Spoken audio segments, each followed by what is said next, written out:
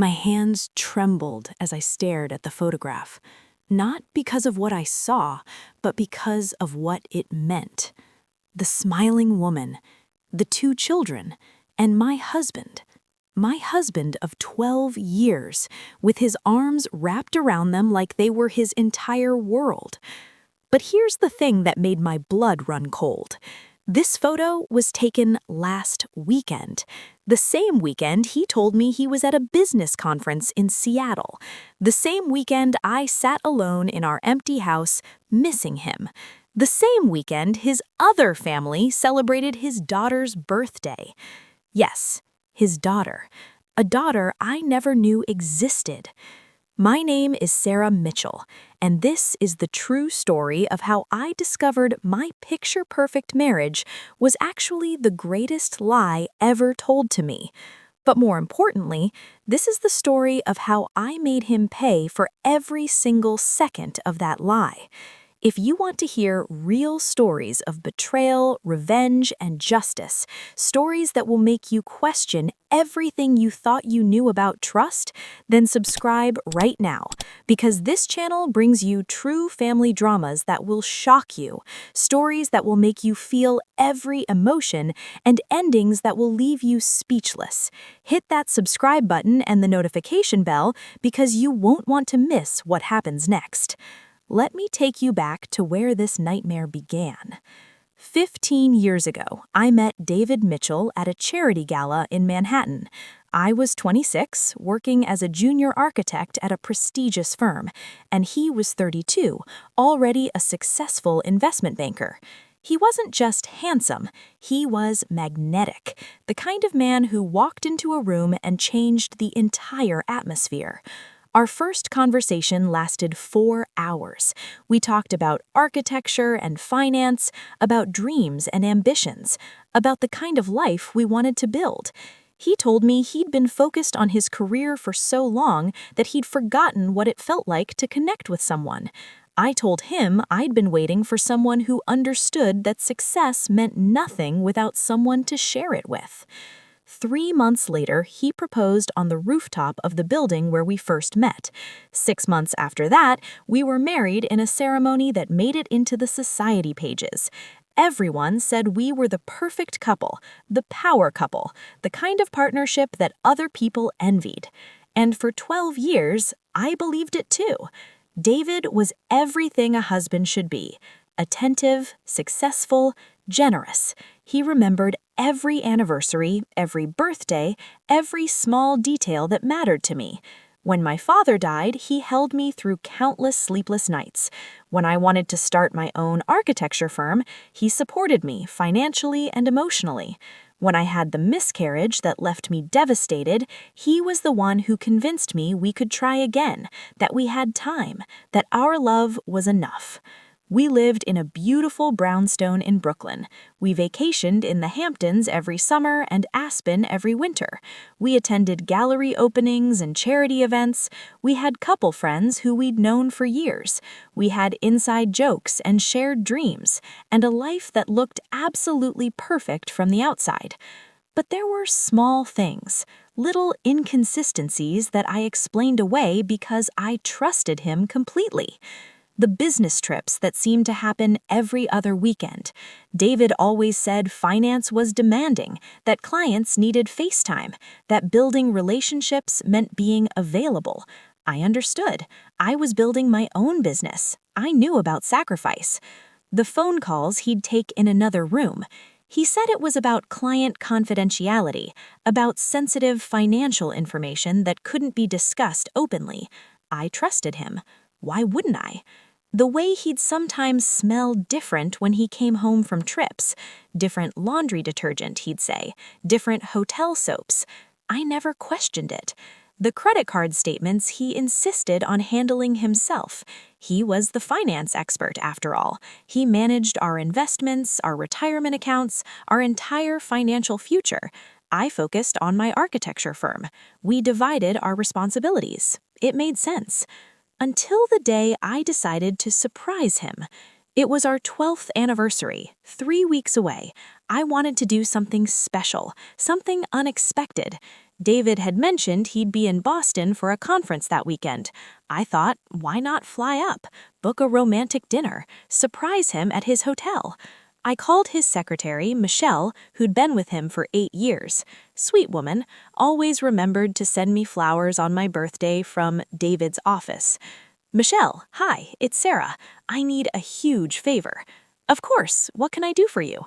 I want to surprise David in Boston for our anniversary. Can you tell me which hotel he's staying at? I want to book a room and everything. There was a pause, a long pause. Sarah, David's not going to Boston this weekend. My heart did a strange little flip. What do you mean? He told me he has a conference there. Another pause, longer this time. Sarah, I think you should talk to David about this.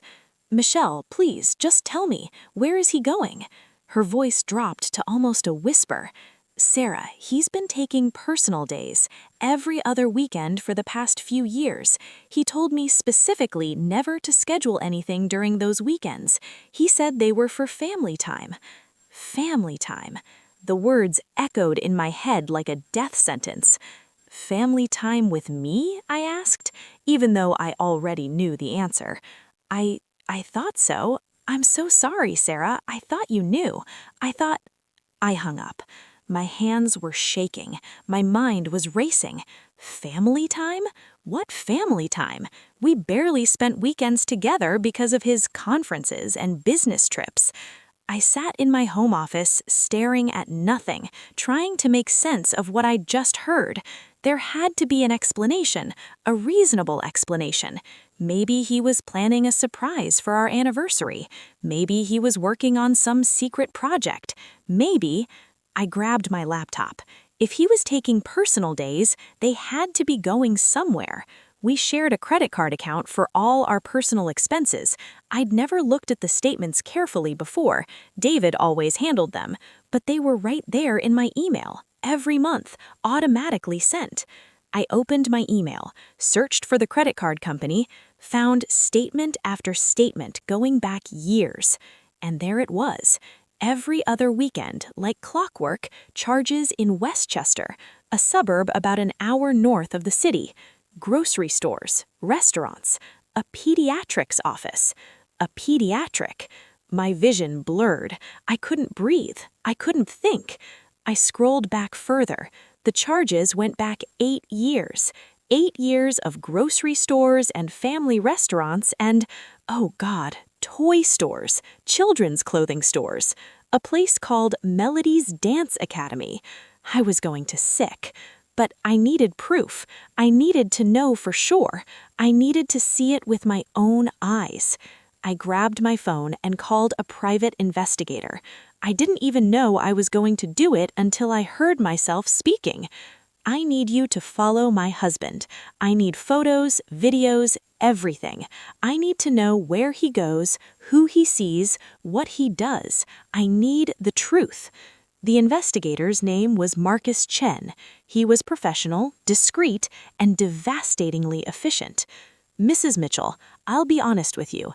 In my 20 years of doing this work, when a wife calls me with the kind of suspicions you're describing, I'm rarely wrong about what I find. Are you sure you want to know? I need to know. Then I'll get you the truth. But I need you to prepare yourself. The truth isn't always something we can come back from. He had no idea how right he was. Marcus worked fast. Too fast. Within 3 days, he called me. Mrs. Mitchell, we need to meet. I have information you need to see in person. We met at a coffee shop in Manhattan, far from my neighborhood, far from anyone who might know me. Marcus arrived with a thick manila envelope, the kind you see in movies, the kind that changes everything. Before I show you this, he said quietly, I want you to know that I've verified everything multiple times. This isn't speculation. This isn't circumstantial. This is documentation of facts. My hands were already shaking as I reached for the envelope. The first photograph was taken from a distance. David, standing in the driveway of a beautiful colonial house in Westchester, smiling, relaxed, happy in a way I hadn't seen him happy in years. The second photograph showed a woman coming out of the house. She was pretty, younger than me by at least 5 years. Dark hair, warm smile. She was wearing yoga pants and an oversized sweater. The third photograph showed David kissing her. Not a peck, a real kiss. The kind of kiss that spoke of intimacy and history and love. The fourth photograph showed 2 children running toward him. A girl, maybe 7 years old, a boy, maybe 5. Both with David's eyes. Both with his smile. I couldn't breathe. Her name is Rebecca Chen, Marcus said quietly. She's 36. She works as a pediatric nurse at Westchester Medical Center. They've been together for 9 years. The children are Emma, age 7, and Jacob, age 5. Both are legally registered as David Mitchell's children. 9 years. He'd been with her for 9 years. We'd been married for 12, which meant he started this 3 years after we got married, I whispered. Marcus nodded. According to property records, he purchased that house 8 years ago. It's in his name. He pays the mortgage, utilities, all household expenses.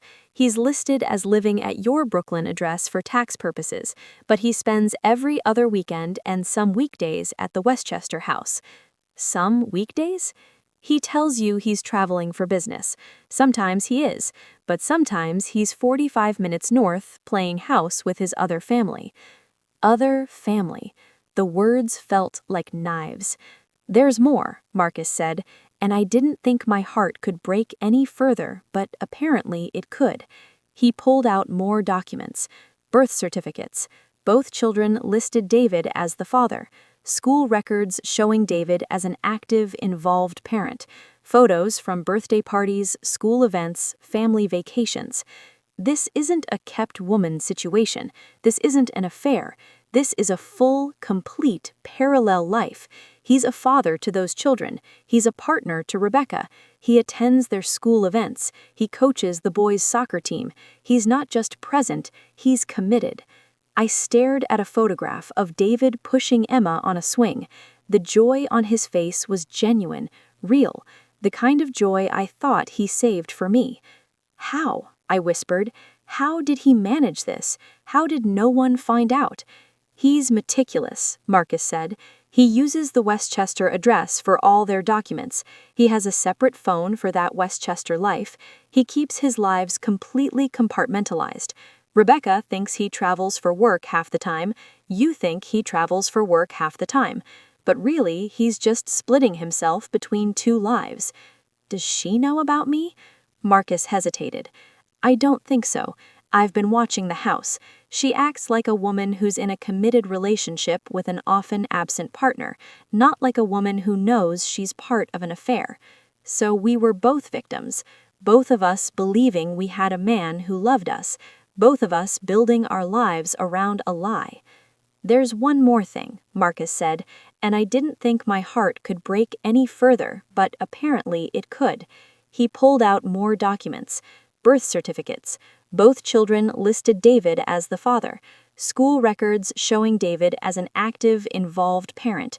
Photos from birthday parties, school events, family vacations. This isn't a kept woman situation. This isn't an affair. This is a full, complete, parallel life. He's a father to those children. He's a partner to Rebecca. He attends their school events. He coaches the boys' soccer team. He's not just present, he's committed. I stared at a photograph of David pushing Emma on a swing. The joy on his face was genuine, real, the kind of joy I thought he saved for me. How? I whispered. How did he manage this? How did no one find out? He's meticulous, Marcus said. He uses the Westchester address for all their documents. He has a separate phone for that Westchester life. He keeps his lives completely compartmentalized. Rebecca thinks he travels for work half the time. You think he travels for work half the time. But really, he's just splitting himself between 2 lives. Does she know about me? Marcus hesitated. I don't think so. I've been watching the house. She acts like a woman who's in a committed relationship with an often absent partner, not like a woman who knows she's part of an affair. So we were both victims, both of us believing we had a man who loved us, both of us building our lives around a lie. There's one more thing, Marcus said, and I didn't think my heart could break any further, but apparently it could. He pulled out more documents, birth certificates. Both children listed David as the father, school records showing David as an active, involved parent, photos from birthday parties, school events, family vacations. This isn't a kept woman situation. This isn't an affair. This is a full, complete, parallel life. He's a father to those children. He's a partner to Rebecca. He attends their school events. He coaches the boys' soccer team. He's not just present, he's committed. I stared at a photograph of David pushing Emma on a swing. The joy on his face was genuine, real, the kind of joy I thought he saved for me. How? I whispered. How did he manage this? How did no one find out? He's meticulous, Marcus said. He uses the Westchester address for all their documents. He has a separate phone for that Westchester life. He keeps his lives completely compartmentalized. Rebecca thinks he travels for work half the time. You think he travels for work half the time. But really, he's just splitting himself between two lives. Does she know about me? Marcus hesitated. I don't think so. I've been watching the house. She acts like a woman who's in a committed relationship with an often absent partner, not like a woman who knows she's part of an affair. So we were both victims, both of us believing we had a man who loved us, both of us building our lives around a lie. There's one more thing, Marcus said, and I didn't think my heart could break any further, but apparently it could. He pulled out more documents, birth certificates. Both children listed David as the father, school records showing David as an active, involved parent, photos from birthday parties, school events, family vacations. This isn't a kept woman situation. This isn't an affair. This is a full, complete, parallel life. He's a father to those children. He's a partner to Rebecca. He attends their school events. He coaches the boys' soccer team. He's not just present, he's committed. I stared at a photograph of David pushing Emma on a swing. The joy on his face was genuine, real, the kind of joy I thought he saved for me. How? I whispered. How did he manage this? How did no one find out? He's meticulous, Marcus said. He uses the Westchester address for all their documents. He has a separate phone for that Westchester life. He keeps his lives completely compartmentalized. Rebecca thinks he travels for work half the time. You think he travels for work half the time. But really, he's just splitting himself between two lives. Does she know about me? Marcus hesitated. I don't think so. I've been watching the house. She acts like a woman who's in a committed relationship with an often absent partner, not like a woman who knows she's part of an affair. So we were both victims, both of us believing we had a man who loved us, both of us building our lives around a lie. There's one more thing, Marcus said, and I didn't think my heart could break any further, but apparently it could. He pulled out more documents. Birth certificates. Both children listed David as the father, school records showing David as an active, involved parent, photos from birthday parties, school events, family vacations. This isn't a kept woman situation. This isn't an affair. This is a full, complete, parallel life. He's a father to those children. He's a partner to Rebecca. He attends their school events. He coaches the boys' soccer team. He's not just present, he's committed. I stared at a photograph of David pushing Emma on a swing. The joy on his face was genuine, real, the kind of joy I thought he saved for me. How? I whispered. How did he manage this? How did no one find out? He's meticulous, Marcus said. He uses the Westchester address for all their documents. He has a separate phone for that Westchester life. He keeps his lives completely compartmentalized. Rebecca thinks he travels for work half the time. You think he travels for work half the time. But really, he's just splitting himself between two lives. Does she know about me? Marcus hesitated. I don't think so. I've been watching the house.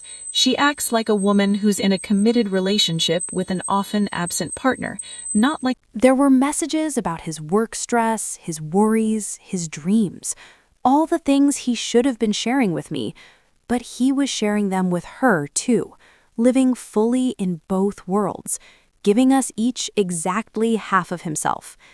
I realized something as I read those messages. David didn't see himself as a villain. He saw himself as a man who'd found a way to have everything he wanted. 2 women who loved him, 3 children, 2 homes, success, comfort, adoration. He thought he'd figured out the secret to happiness. He had no idea that his perfect system was about to destroy him.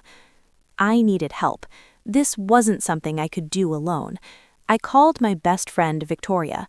We'd known each other since college. She was a corporate lawyer, sharp, ruthless when she needed to be, the kind of friend who would help you bury a body, but who would also make sure you had a solid alibi first. I invited her to my office, not my home. I couldn't risk David overhearing. When I told her everything, she went very quiet. Victoria never went quiet. "Sarah," she finally said, "I'm going to ask you something, and I need you to be honest.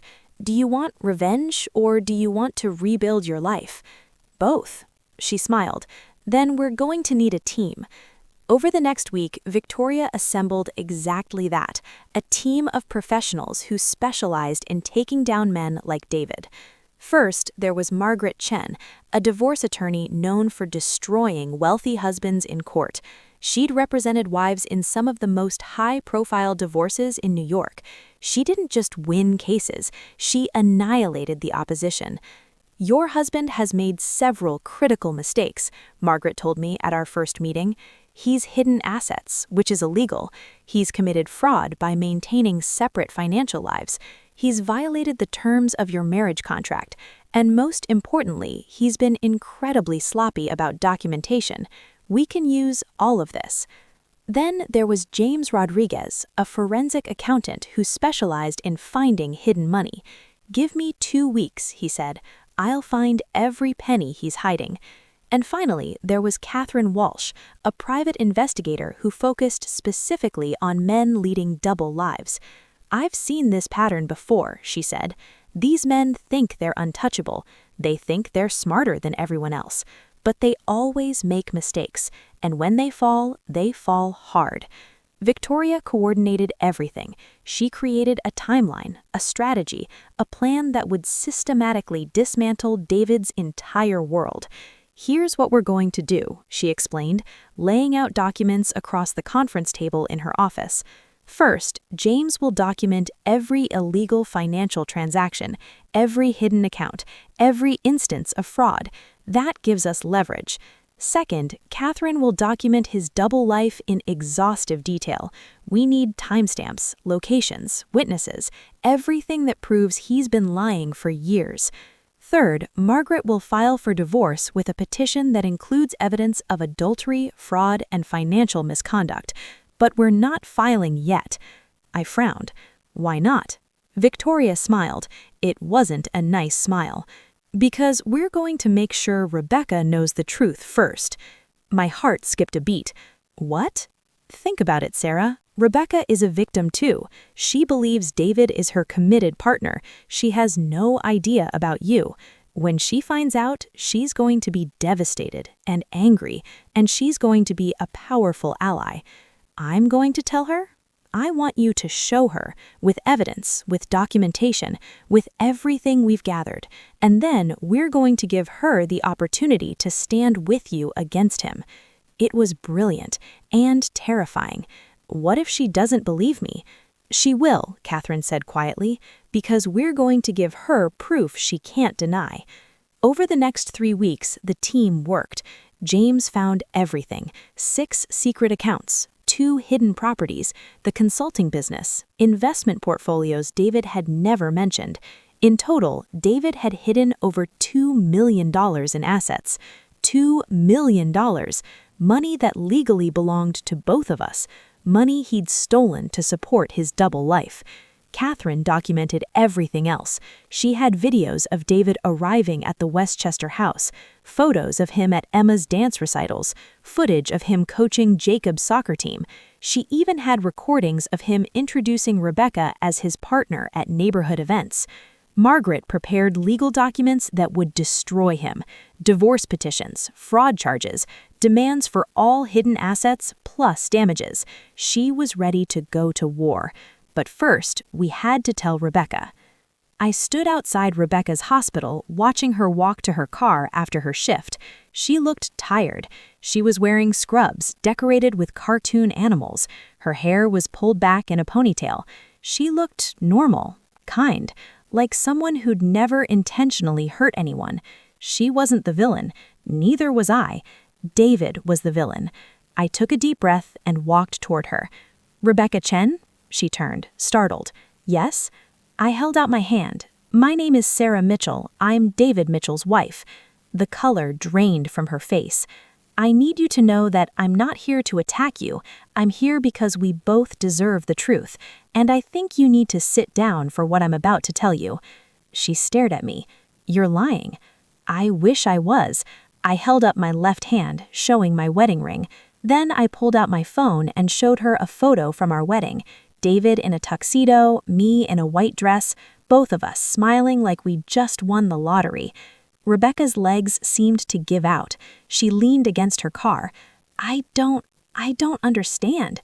"Let's go somewhere private, please. I'll explain everything." We ended up at a diner 20 minutes away. Catherine had secured a private booth in the back. Rebecca sat across from me, her face white, her hands shaking. I laid it all out: the timeline, the evidence, the photographs, the financial records, everything. With each document I showed her, she seemed to fold in on herself a little more. "9 years," she finally whispered. "We've been together for 9 years. He proposed to me. He gave me a ring. He said we'd get married as soon as his divorce was finalized." "What divorce?" He said he'd been married before, that it ended badly, and that his ex-wife was vindictive, and the divorce was taking forever because she wouldn't sign the papers. Of course he'd told her that. "I'm not divorced," I said quietly. "We're still very much married, legally, financially, in every way except the truth." Rebecca put her head in her hands. "Oh God, oh my God. Emma and Jacob think they're his father who works far away but comes home every chance he gets. They think they love them. They think we're a family. He is their father. He does love them in whatever twisted way he's capable of loving anyone else, but he's been lying to all of us." She looked up at me, and I saw my own anguish reflected in her eyes. What kind of monster does this? Who looks someone in the eye, tells them they're loved, builds a life with them while living a completely different life with someone else? Someone who thinks they're entitled to everything they want, someone who thinks rules don't apply to them. We sat in silence for a while. Then Rebecca asked, "What happens now?" I leaned forward. "Now we make sure he can never do this to anyone else ever again. I'm filing for divorce. I'm going after every asset he's hidden. I'm making sure the world knows exactly who David Mitchell really is. And I'm wondering if you want to stand with me." "Stand with you? How?" "He's been stealing from both of us. He's been lying to both of us. He's been playing us against each other without us even knowing we were in competition. We can fight each other over the scraps he leaves behind, or we can work together to make sure he loses everything." Rebecca was quiet for a long moment. Then she said, "I have 2 children who think their father is a hero. How do I tell them the truth?" "You tell them that their father made terrible choices, that he hurt people, but that they are loved and none of this is their fault, and you're going to protect them from his mistakes." She wiped her eyes. "I want him to pay. I want him to understand what he's done. I want him to feel at least a fraction of what I'm feeling right now. Then let's make that happen." Victoria, Rebecca, and I met 3 days later to finalize our strategy. Margaret and Catherine joined us, 5 women sitting in a conference room, planning the destruction of a man who thought he was untouchable. "Here's how this is going to work," Margaret explained.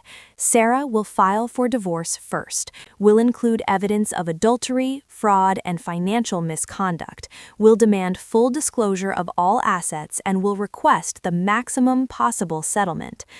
Then, Victoria added, Rebecca will file a civil suit against David for fraud and emotional distress. She entered into a relationship under false pretenses. She had children with him under false pretenses. She has grounds for significant damages. What about the children? Rebecca asked. I need to protect Emma and Jacob. You'll file for full custody, Margaret said. With documented evidence of his deception and double life, you'll get it. He may get supervised visitation rights, but you'll have primary custody and decision-making power. And the money? I asked. James, the forensic accountant, spread out documents. Between Sarah's share of marital assets and Rebecca's potential settlement, David is looking at losing approximately $3 million, plus legal fees, plus potential fraud charges that could result in criminal penalties. $3 million. It wouldn't undo the damage, it wouldn't erase the lies, but it would ensure he understood the consequences of his actions. When do we execute? Victoria asked. Tomorrow, Margaret said. We file everything at once. Divorce petition, civil suit, custody papers. We hit him with everything simultaneously so he can't prepare, can't hide assets, can't get ahead of the narrative. What about telling him? Rebecca asked quietly. Does he get any warning? We all looked at her. No, I said firmly. He's had 12 years to tell me the truth. You've given him 9 years to be honest with you. He's had thousands of opportunities to come clean. He chose deception every single time. He doesn't get a warning now. Rebecca nodded slowly. You're right. I keep thinking about who I thought he was, the man I fell in love with, the father of my children. That man never existed, Catherine said gently. The person you loved was a carefully constructed lie. The real David Mitchell is the man who looked you and Sarah in the eyes every day and lied without hesitation. Tomorrow then, I said. Tomorrow we tear his world apart. I woke up that morning next to my husband for the last time. David was still asleep, sprawled across his side of the bed, completely at peace. I looked at him in the early morning light and felt nothing. The love was gone, the trust was shattered. All that remained was a cold, determined need for justice. I got up quietly, got dressed, and left for my office before he woke up. At exactly 9 a.m., Margaret filed the divorce petition with New York County Supreme Court. At 9:15 a.m., Rebecca's attorney filed the civil suit.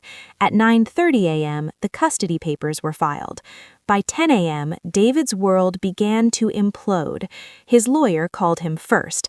I know this because Catherine had arranged for us to be able to monitor some of David's communications.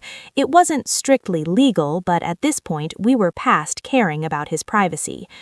David, we have a serious problem. Your wife has filed for divorce, and the petition is extensive. I imagined David's confusion, his panic. What? That's impossible. Sarah and I are fine. There must be some mistake.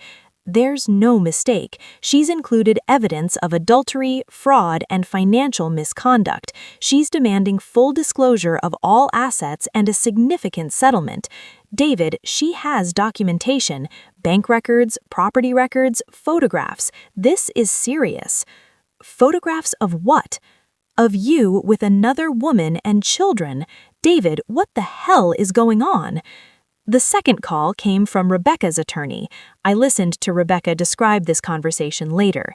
Mr. Mitchell, this is Andrew Chang. I'm representing Rebecca Chen in a civil suit against you for fraud and emotional distress. What? Who are you? What are you talking about? I'm talking about the 9-year relationship you've maintained with my client under false pretenses, the 2 children you fathered with her while being legally married to another woman, the lies you've told to maintain 2 separate families. We're seeking damages and we're seeking full custody of your children. Silence. Then, This is insane. This is some kind of mistake. Rebecca, if you're listening, this is a misunderstanding. My client is fully aware of the situation. She's been made aware of your marriage to Sarah Mitchell. She's been shown evidence of your double life. She wants nothing to do with you except to ensure the financial security of her children. The third call came from his boss at the investment bank. David, I've just received some very disturbing information from our legal department. There are allegations of financial misconduct. Reporters are calling. What is going on? Because, yes, we'd also contacted the media.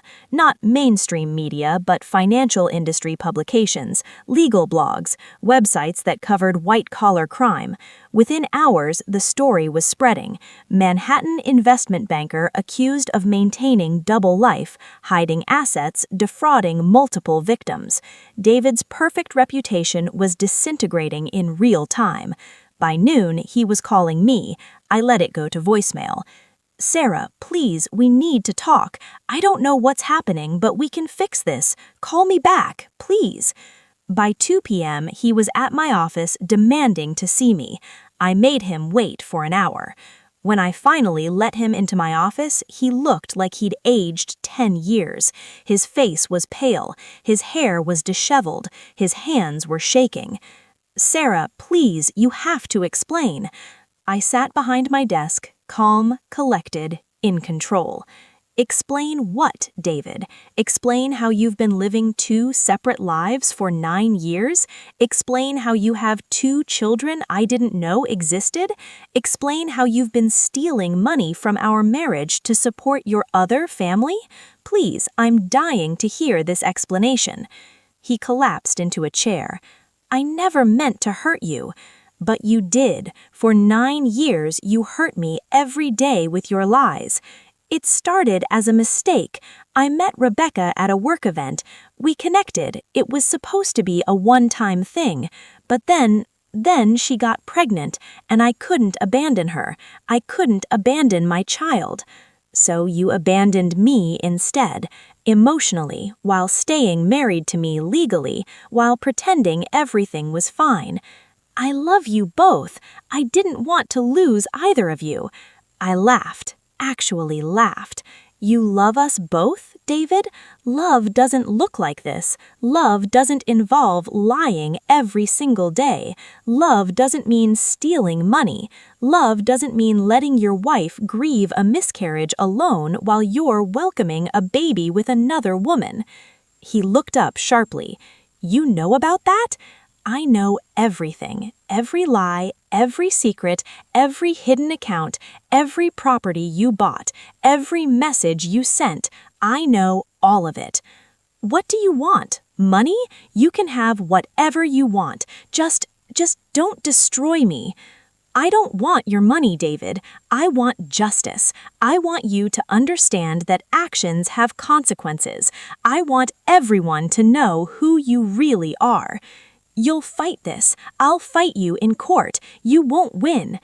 David, I've already won. You lost the moment you decided to live a lie. You just didn't know it yet. He stared at me, and for the first time in 12 years, I saw him clearly, not as the man I'd loved, not as the partner I'd trusted, but as a weak, selfish man who'd prioritized his own desires over everyone else's humanity. Get out of my office, I said quietly. My lawyer will handle everything from here. He left. I never saw him in person again. The divorce proceedings were brutal. David tried everything to protect his assets. He claimed the hidden accounts were for investments he'd planned to share with me later. He claimed the properties were business investments. He claimed the consulting company was a recent venture. Margaret destroyed every argument with documentation. Bank records showing he'd been funneling money for years. Property records showing he'd deliberately kept my name off deeds. Business documents showing the company had been operational for years without my knowledge. He tried to paint me as vindictive, as someone manufacturing a revenge plot.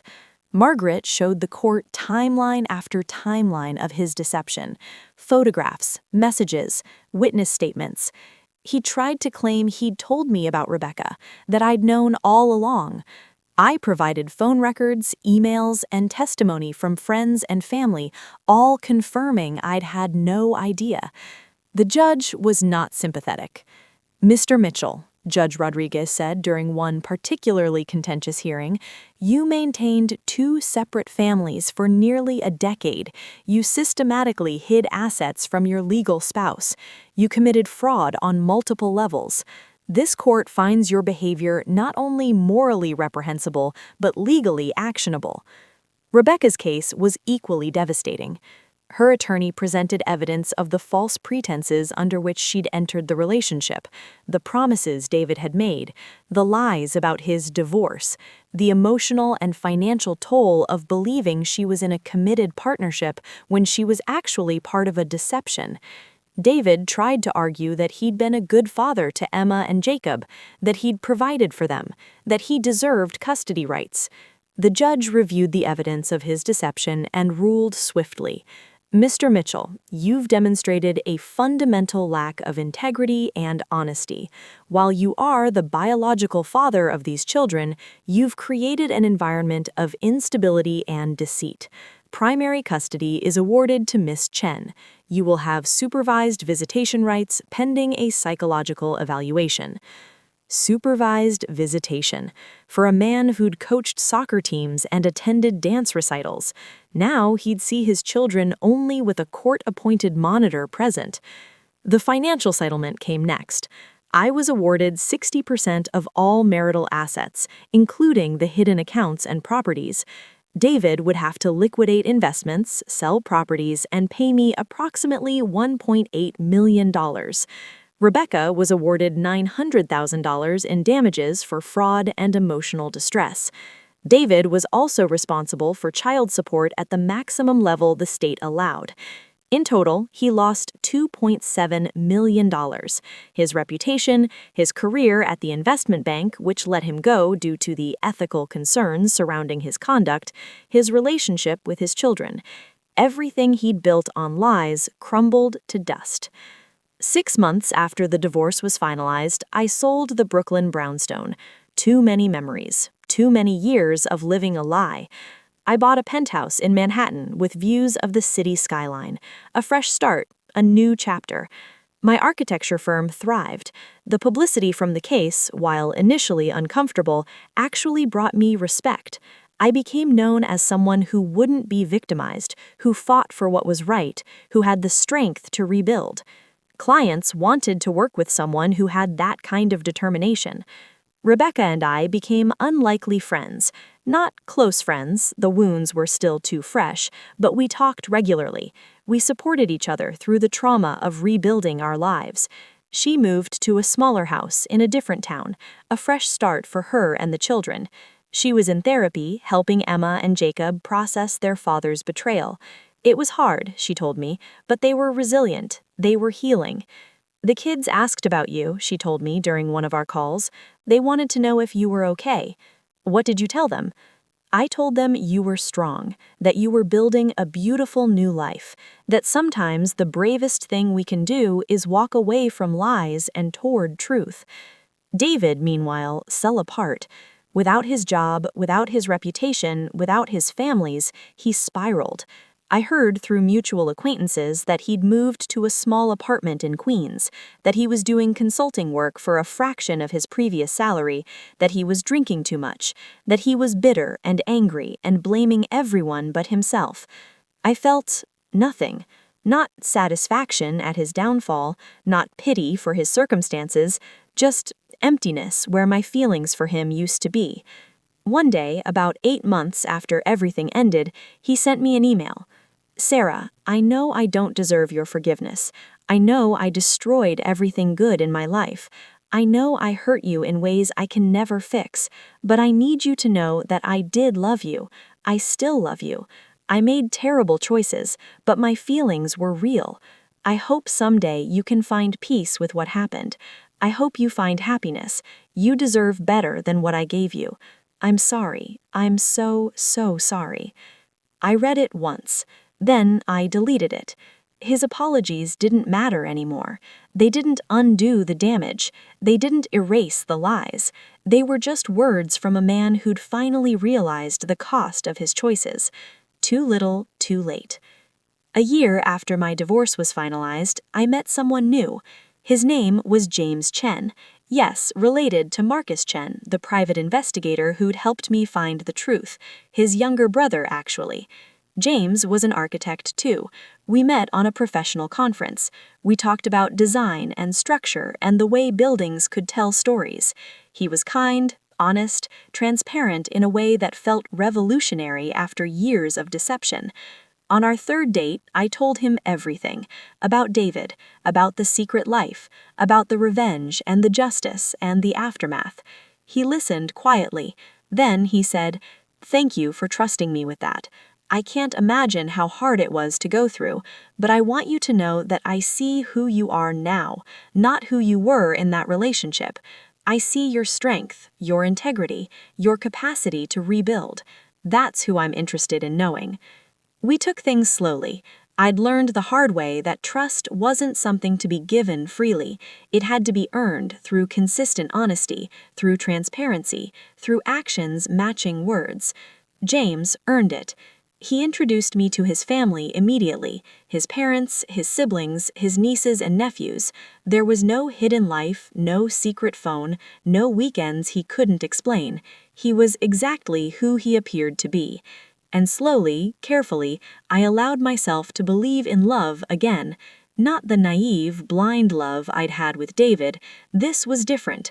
This was love built on truth, on mutual respect, on the understanding that trust, once broken, is precious and must be protected. It's been 3 years since I discovered David's secret life. I'm remarried now. James and I got married last spring in a small ceremony with close friends and family. Nothing elaborate, just honest and real and beautiful in its simplicity. My architecture firm is thriving. I'm working on a project to design a women's shelter, using my story to help other women rebuild after trauma and betrayal. Rebecca sends me updates occasionally. Emma is 10 now, excelling in dance. Jacob is 8, still playing soccer. They're in therapy, processing their father's absence, but they're doing well.